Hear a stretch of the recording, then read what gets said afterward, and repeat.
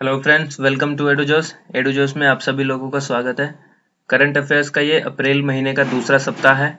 इसमें हम लोग बैंक, एसएससी, रेलवे जितने भी कॉम्पिटिटिव एग्जाम्स हैं इनमें जो भी इम्पोर्टेंट क्वेश्चंस है उसको कवर किया है। इसके बाद हम आपके लिए तीसरा और चौथा सप्ताह विद इन 2 to 3 डेज, मतलब 2 से 3 दिन में हम ये दोनों वीडियो आपके लिए उपलब्ध करा देंगे, क्योंकि आखिरी सप्ताह का कंटेंट पूरा हो रहा है।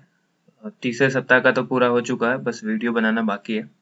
ठीक है, चलिए स्टार्ट करते हैं। देखिए, अगर आप अभी तक नए हैं तो हमारे चैनल को सब्सक्राइब कर लीजिए ताकि आपको हर एक नया वीडियो हम उपलब्ध कराते रहें तो आपको नोटिफिकेशन मिले, और बेल आइकन को दबाना ना भूलें। ठीक है, देखिए, सबसे पहले वह स्थान जहां विश्व की सबसे बड़ी 11 टन वजनी अष्ट धातु की रामचरितमानस तैयार की गई है, वह जगह है ग्वालियर। उसके बाद है भारतीय सर्वेक्षण की 250वीं जयंती के अवसर पर डॉक्टर हर्षवर्धन ने किस पोर्टल की शुरुआत की है, यह है नक्शे पोर्टल। ठीक है, वह स्थान जहां विश्व की सबसे बड़ी टनल बोरिंग मशीन बनाई गई है, इसका नाम है सिएटल। ठीक है, अगला सवाल देखिए, प्रधानमंत्री नरेंद्र मोदी की अध्यक्षता में केंद्रीय मंत्रिमंडल ने भारत और किस देश के बीच न्याय के क्षेत्र में सहयोग पर समझौता ज्ञापन को मंजूरी दी है, यह है ट्यूनीशिया।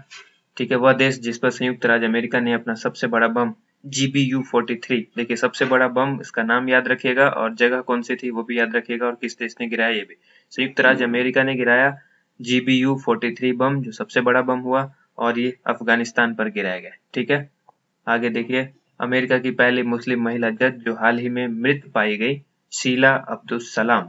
ठीक है, उसके बाद भारत की वह रेलवे स्टेशन जो बिजली की बचत करने वाला स्मार्ट रेलवे स्टेशन बन गया है, वो है नई दिल्ली। उत्तर प्रदेश सरकार ने हाल ही में मुस्लिम लड़कियों की शादी हेतु जिस योजना को मंजूरी दी है, उस योजना को मंजूरी दी है, वो योजना कौन सी है, मेहर देने की योजना। ठीक है, अगला देखिए, किसी राज्य में मेडिकल कॉलेज में SC ST वर्ग को किस राज्य में मेडिकल कॉलेज में SC ST वर्ग को आरक्षण देने में जो छूट थी उसको समाप्त कर दी गई है। उसकी घोषणा की गई है कि अब आरक्षण जो है वो SC ST कोटे में मेडिकल कॉलेज में नहीं होगा, और वो राज्य है उत्तर प्रदेश।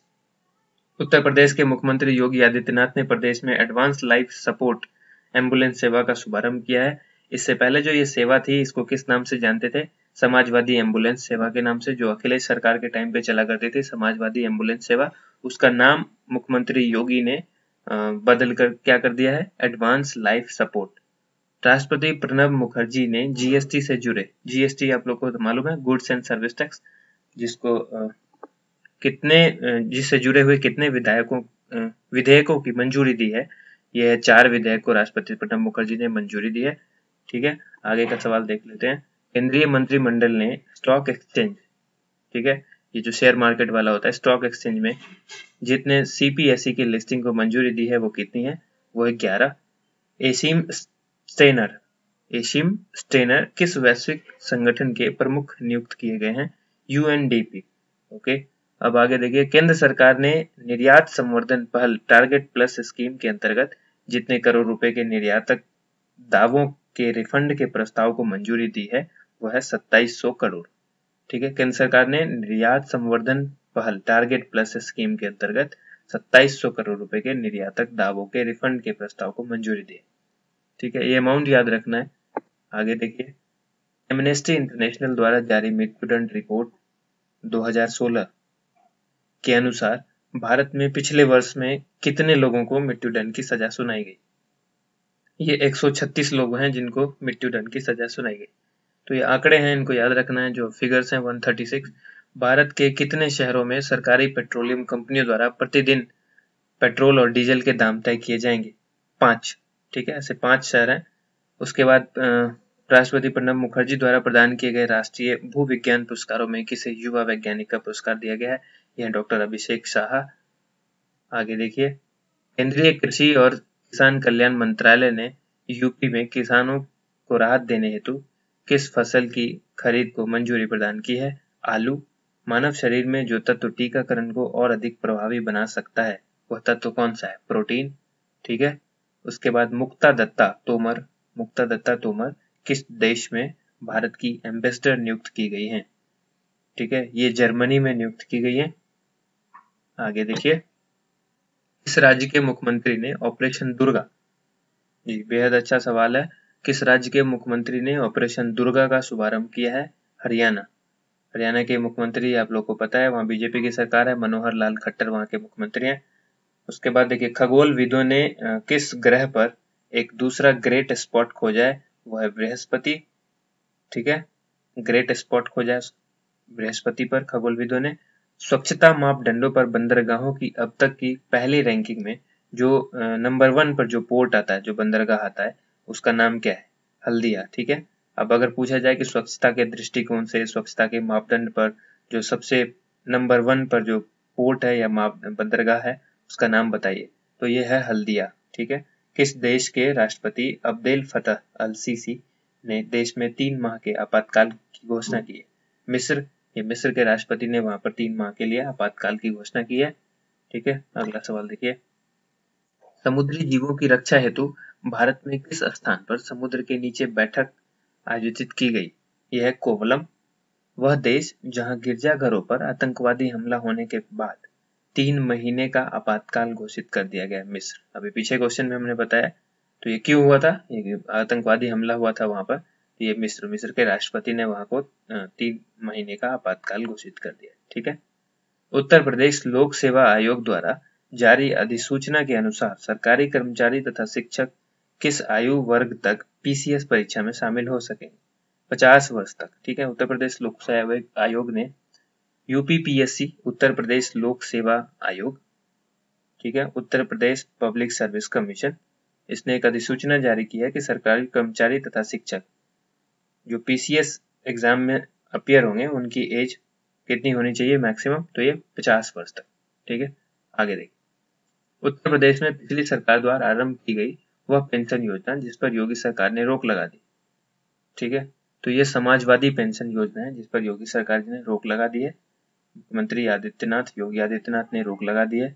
किस देश की सरकार ने मधेशी पार्टियों की मांगों के दृष्टिगत नया संवैधानिक संशोधन प्रस्तुत किया है? नेपाल। ठीक है, नेपाल जो हमारा पड़ोसी देश है। किस राज्य के मुख्यमंत्री राज्य में पूर्ण शराबबंदी लागू करने की घोषणा की? देखिए, इससे पहले तो अब वहां पे ऑप्शन देखना है आपको कि इससे पहले तो हमने बिहार, ये अप्रैल का पढ़ा रहे हैं इसलिए अप्रैल में जो बात हुई है उसको दिया गया है, तो ये छत्तीसगढ़ में हुआ है। यहाँ के मुख्यमंत्री ने वहां पे पूर्ण शराबबंदी लागू करने की घोषणा की है। ठीक है, आगे का सवाल देखिए, उससे पहले बिहार ने की थी, उससे पहले पूर्ण शराबबंदी तो नहीं, गुजरात में भी शराबबंदी है, वहां पर कुछ लाइसेंस वगैरह है उसके तहत लिया जाता है शराब। और भारतीय नौसेना के पूर्व अधिकारी जिन्हें पाकिस्तान की एक सैन्य अदालत ने फांसी की सजा सुनाई है, उनका नाम क्या है? कुलभूषण जाधव। आप सब लोग को पता होगा कि कुलभूषण जाधव जो है बहुत चर्चा में रहे हैं लास्ट टाइम न्यूज में। G7 देशों के सीरिया में रासायनिक हमलों को लेकर जिस देश पर प्रतिबंध लगाने की ब्रिटेन की मांग को खारिज कर दिया गया है, वह कौन सा देश है? रूस। G7 देशों में ने सीरिया में रासायनिक हमलों को लेकर किस देश पर प्रतिबंध लगाने की ब्रिटेन की मांग को खारिज कर दिया? रूस। ठीक है, पुस्तक राष्ट्र पुरुष चंद्रशेखर के लेखक कौन है? यशवंत सिंह। यशवंत सिंह बहुत ही अच्छे राइटर हैं, बहुत सारी पुस्तक है इनकी, तो ये याद रखिएगा, राष्ट्र पुरुष चंद्रशेखर, एक पुस्तक इन्होंने लिखी है अभी। किस राज्य की सरकार प्रत्येक महीने की 15 तारीख को पीपुल्स डे का आयोजन करने की घोषणा की है? मणिपुर। ठीक है, मणिपुर की सरकार ने यह घोषणा की है कि वह महीने के हर माह की 15 तारीख को पीपुल्स डे का आयोजन करेगी। ठीक है, चलिए आगे देख लीजिए, भारत का अब तक का पहला माइक्रो ड्रामा फेस्टिवल किस राज्य में शुरू हुआ है? दिल्ली में शुरू हुआ है। ठीक है, भारत का अब तक का पहला माइक्रो ड्रामा फेस्टिवल किस राज्य में शुरू हुआ है? तो यह दिल्ली में। किस देश के गार्सिया ने गोल्फ का मास्टर्स खिताब जीता है? स्पेन। ठीक है, भारतीय मूल की महिला जिन्हें लंदन की एक अदालत में पहली अश्वेत महिला जज बनने का अवसर प्राप्त हुआ, यह है अनुजा धीर। आप लोग को अगर लगता है कि वीडियो स्पीड है, आप पॉज करिए और ये वीडियो के जो भी इसमें क्वेश्चंस हैं उसको आप अपने कॉपी में रजिस्टर्स में नोट डाउन करते जाइए। किस फार्मूला 1 ड्राइवर ने हाल ही में चीनी ग्रां प्री, ठीक है, खिताब जीता? Lewis Hamilton. ठीक है, भारतीय मूल की महिला जिन्होंने लंदन की एक अदालत में पहली अश्वेत महिला जज बनने का अवसर प्राप्त हुआ है, उसका नाम अनुजा धीर है। ठीक है, किस देश के गार्सिया ने गोल्फ का मास्टर्स खिताब जीता है? स्पेन। चलिए अब आगे का सवाल देख लेते हैं, भारतीय रेलवे द्वारा तत्काल टिकट कैंसिल करने पर कितना रिफंड दिए जाने की घोषणा की गई? जो पहले तत्काल टिकट आपका कंफर्म होता था, इस पे जो कैंसिलेशन था वो उस पे आपको कोई अमाउंट नहीं मिलता था। बट अब है कि इन्होंने कितना रिफंड देने की घोषणा की है, 50%, यानी जो भी अमाउंट का टिकट है उसका 50% डिडक्ट कर लिया जाएगा, 50% आपको रिफंड किया जाएगा। किस देश के वित्त मंत्री ने कहा है कि वहां की जनता की कमाई को टैक्स मुक्त कर दिया गया? ठीक है, किस देश के वित्त मंत्री ने वहां की जनता की कमाई को टैक्स मुक्त कर दिया है? सऊदी अरब के वित्त मंत्री ने कहा है कि यहाँ जनता जो भी कमाएगी वो टैक्स मुक्त होगा, टैक्स फ्री होगा, कोई भी इनकम पर टैक्स नहीं लगेगा। ठीक है। किस संस्था ने जिला अस्पतालों को रैंक करने हेतु सूचकांक की शुरुआत की? नीति आयोग ने जिला के अस्पतालों को रैंकिंग प्रदान करने के लिए एक सूचकांक की शुरुआत की है और उसके तहत वो हर एक जिला के अंतर्गत हॉस्पिटल को एक रैंक देगी।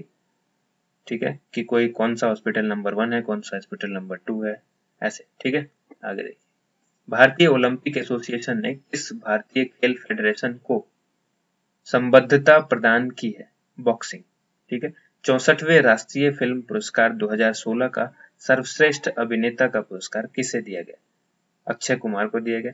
मलाला यूसुफजई को सबसे युवा शांति हेतु संयुक्त राष्ट्र की संदेशवाहक। ठीक है, मलाला यूसुफजई सबसे युवा शांति हेतु संयुक्त राष्ट्र की संदेशवाहक बने, वह किस देश से संबंध रखती है? सबको पता है, पाकिस्तान। ठीक है, बट ये जो क्वेश्चन है इसमें शांति हेतु संयुक्त राष्ट्र की संदेशवाहक नियुक्त की गई है, तो ये चीज ध्यान रखने की है। ठीक है, ये वीडियो हमारा खत्म होता है। आप लोग को वीडियो पसंद आया तो लाइक कीजिए, सब्सक्राइब कीजिए हमारा चैनल और अपने दोस्तों के साथ इस वीडियो को जरूर शेयर कीजिए। जल्द ही हम अगली वीडियो के साथ हाजिर होंगे आप लोगों के सामने।